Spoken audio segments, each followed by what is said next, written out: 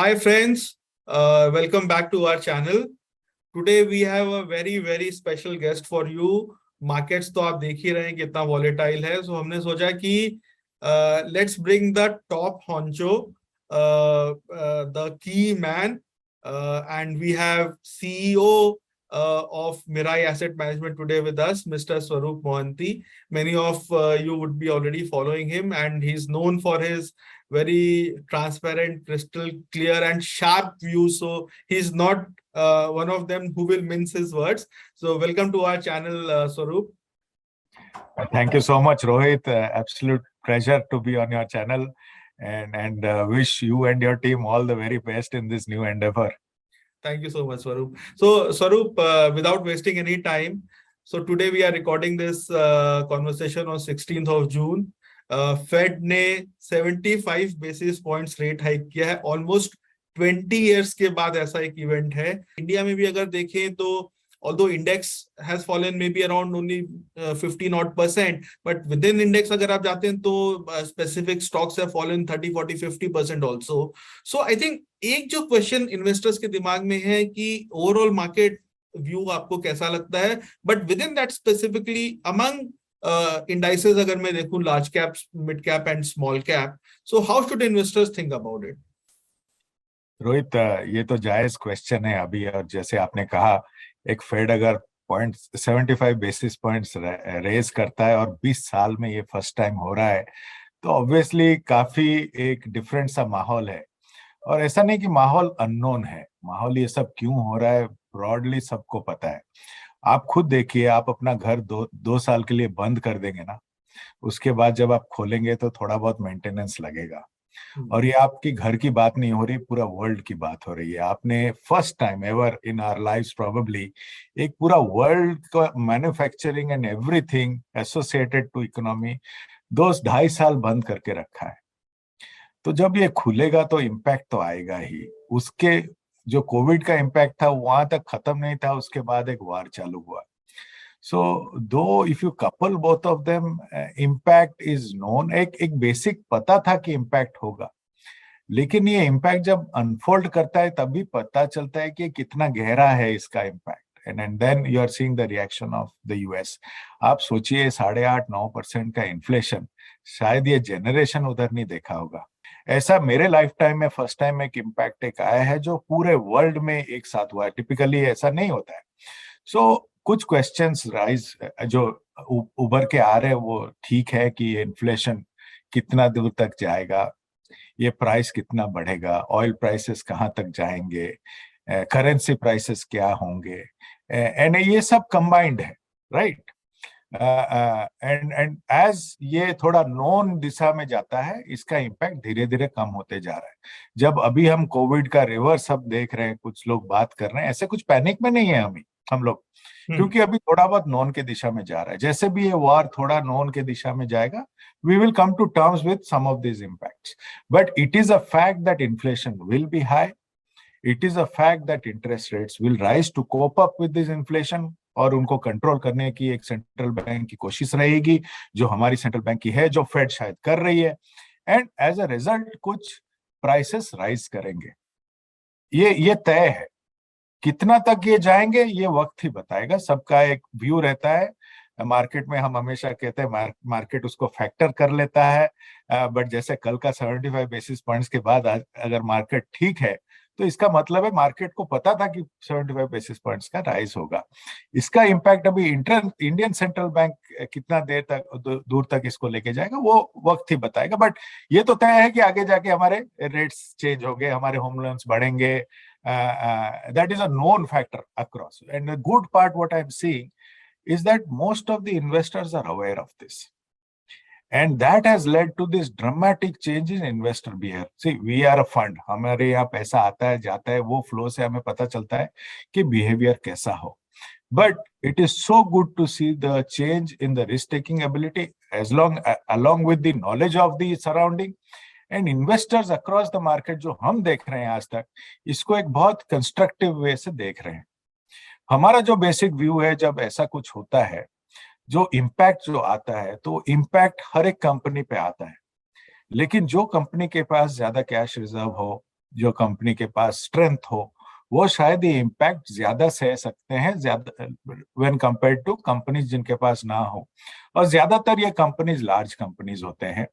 तो post covid हमारा house view थोड़ा स्क्यूड हो गया है, थोड़ा फ्लाइट टू सेफ्टी है towards large companies and more important large automated companies. So अगर आप आज के डेट में हमारा पोर्टफोलियो, ओवरऑल पोर्टफोलियो भी देखें, 100 रुपया अगर हम मैनेज कर रहे हैं, कुछ 64-65 रुपया लार्ज कंपनीज में है। And it is this flight to safety because दो three thing, one this uncertainty में कुछ पैसा निकल के गया है इंडिया से, एफआईज आउटफ्लो हुआ है।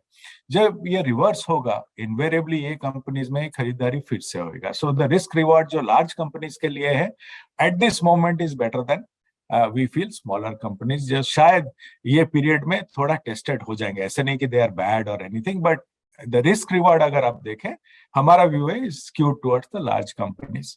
एंड उनके लिए एडवांटेज भी है, अगर पैसा है तो छोटे कंपनीज आगे जाके खरीद भी सकते हैं, with some of them are demonstrating. So from an investor, market एक तरीका का बिहेव करेगा। More important is how should be investors behave, because ये इसमें एक वॉलेटिलिटी आएगा, और ये volatility people should understand is the investors best friend. ये वॉलेटिलिटी में ही अपॉर्चुनिटी आती है, नहीं तो यही कंपनीज एक साल पहले जो प्राइस में थे, वो शायद हम खरीदने के लिए रेडी नहीं थे। एवरी फंड मैनेजर ये चाहता है कि एक अच्छा बिजनेस अच्छे प्राइस में खरीदे, राइट? वो प्राइस आप खुद एक साल पहले चेक करें और आज के डेट में चेक करें।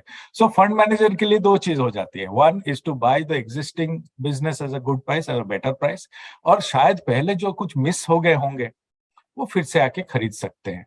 सो this is a good time for investors to reward their fund managers, जो उनको ठीक लगे, और उनको ये एक अपॉर्चुनिटी का फायदा उठाने का एक मौका जो है, उनको फायदे में हेल्प करें, which will benefit the investors only, which is what we are seeing. I mean, अगर आप इंडस्ट्री देखें, जो एसआईपी बुक वो तो मंथ पर मंथ बढ़ ही रहा है। एक दूसरा मैं क्वेश्चन और पूछना चाहता हूं, जो काफी इन्वेस्टर्स हमसे पूछते हैं, and it has now kind of become at international level also, it has become a very large question, कि जब इन्वेस्टर्स को इन्वेस्ट करना है, ओके, कई रिपोर्ट्स आती रहती हैं कि एक्टिव फंड मैनेजर्स परफॉर्म नहीं कर पा रहे हैं, तो उनको इतना फीस क्यों देना है, उनका तो अंडर परफॉर्मेंस रहता है। थोड़े दिन पहले एक रिपोर्ट आया था कि 70% of active fund managers are not even able to beat the index. तो फिर एक्टिव फंड मैनेजर को क्यों दूं, मैं तो सिंपल किसी इंडेक्स फंड में इन्वेस्ट करके you I can be happy. और अभी तो काफी इंडेक्स फंड है, इनफैक्ट मिराई के भी इंडेक्स फंड्स हैं। So why should, so this debate between active fund management, जहां पे कोई फंड मैनेजर कॉल लेता है कौन सा स्टॉक खरीदना है, बेचना है, अंडरवेट ओवरवेट करना है, वर्सेस सिंपली एक इंडेक्स फंड में इन्वेस्ट कर दूं, इस डिबेट का थोड़ा आप हमारे व्यूअर्स को समझाइए कि कैसे देखना चाहिए इसको। ये दो तरीके के रिटर्न्स होते हैं, एक होता है अल्फा, जो होता है मार्केट के ऊपर का रिटर्न, जो हम कहते हैं बेंचमार्क के ऊपर का रिटर्न, और एक दूसरा होता है बीटा, जो है बेंचमार्क का रिटर्न, जो है मार्केट रिटर्न। जब आप एक एक्टिव मैनेजर को हायर करते हैं, जैसे आपने कहा कुछ फीस देके, तो एक्टिव मैनेजर का ये एंडेवर रहता है कि मार्केट के ऊपर रिटर्न दे, नहीं तो वो फीस क्यों ले रहा है। That's the fundamental role of active manager. देखिए, finally an investor invest with a goal in mind. अगर एक इन्वेस्टमेंट पर्पस नहीं है, तो मेरा बेसिक एक एडवाइस रहेगा, आपको कभी पता नहीं चलेगा कि what is the right investment vehicle for you. एक सिंपल सा एक एक फाइनेंशियल प्लान का एक जो शुरुआत होती है, वो एक गोल से होती है। अगर आपका गोल है, आपको पता है आप क्यों इन्वेस्ट करना चाहते हैं, तो कहाँ इन्वेस्ट करेंगे, बहुत सिंपल सा हो जाता है। आपको अगर 8-10% का रिटर्न चाहिए, तो आप क्यों इतना रिस्क लेने की कोशिश करेंगे। बेसिक इंडेक्स भी दे जाता है आगे जाके, जो पिछले रिटर्न जो हमने देखा है। So the point is not to get into this debate, जो मैं भी ये डिबेट में 3-4 साल से जूझ रहा हूं, बट मेरा फाइनल कंक्लूजन ये रहा है कि फर्स्ट आप करें कि आपका पोर्टफोलियो का रिक्वायरमेंट क्या है। अगर वो रिटर्न पॉइंट आपको पता चल जाए, फिर ये डिबेट से आप के ऊपर आप जा सकते हैं। जो फंड मैनेजर्स आपको ठीक लगे और जो टैलेंट आपको ठीक लगे, जो आपको आगे जाके अल्फा दे सकता है, वो डेफिनेटली एक पीरियड है इंडिया में। वो पीरियड अभी तक खत्म नहीं हुआ है कि अल्फा जनरेशन खत्म हो चुका है। ये अल्फा जनरेशन खत्म होता है जब मार्केट बहुत ट्रांसपेरेंट हो जाता है। टिपिकली लार्ज कंपनीज में जो इंफॉर्मेशन आती है, वो ज्यादातर ट्रांसपेरेंट हो जाते हैं। ये छोटे छोटे कंपनीज में कुछ हिडन वैल्यू रह जाते हैं। पहले 10-15 साल पहले ये लार्ज कंपनीज में भी इतना ट्रांसपेरेंसी नहीं था। So as transparency grows, information बहुत इजीली अवेलेबल हो जाता है, hence the alpha generation ability start coming down. But अभी जो सिचुएशन है, and this is my point, is that when you and specially towards large company, ये जो inefficiency आ गई है मार्केट में ओवर द लास्ट 2-3 मंथ्स, कुछ अच्छे भाव में कुछ कंपनीज मिल गए हैं, which has again put the scale back to the active managers, कि ये जो वॉलेटिलिटी में कुछ एक फायदा उठा के प्राइस एक डिस्कवरी हो रही है। So there is a possibility, and a good possibility, that active managers can go out and demonstrate alpha in the large companies also. But the fact is, यहाँ से the market beta is also intact. आपको ये तय करना है कि आपको क्या चाहिए। ये when you go for out performance, एक अंडर परफॉर्मेंस उसके साथ भी आ सकता है, ये आप ध्यान में रखें। अंडरस्टैंड। सो इसको मैं एक दूसरे एग्जांपल के तौर पे देना चाहूँ कि अगर आप हाई जंप मारने की कोशिश करेंगे तो रिस्क तो है कि आप शायद गिर भी जाएं, बिल्कुल। बट अगर कोशिश ही नहीं करेंगे तो हाई जंप होगा ही नहीं कभी। बिल्कुल बिल्कुल।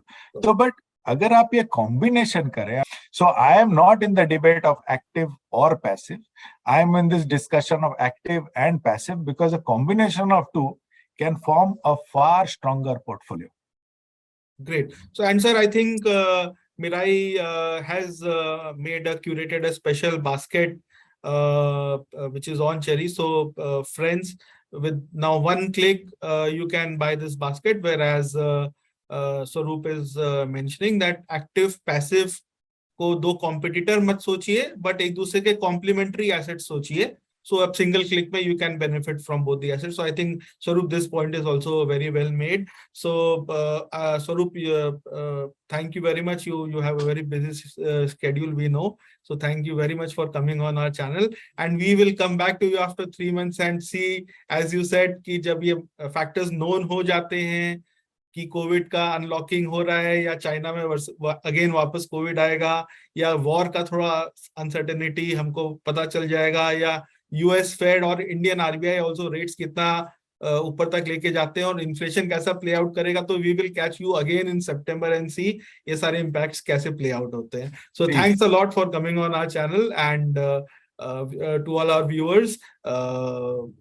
It was a pleasure listening to Swaroop. No, Rohit, I'll just end with one statement कि typically क्या होता है ना, there is a risk to investing in equity. There is an equal risk to not investing in equity. No, that is sir absolutely right, and we always say that asset allocation आदमी को ध्यान में रखना चाहिए. Cricket team तभी बनेगी जब आपके पास फास्ट बॉलर स्पिनर दोनों हो. बराबर. तो दोनों ही चाहिए. पिच कैसा बिहेव करेगा, no one will say. Thank you Rohit for having me. Wish you happy investing and all your investors happy investing. Thank you so much, sir.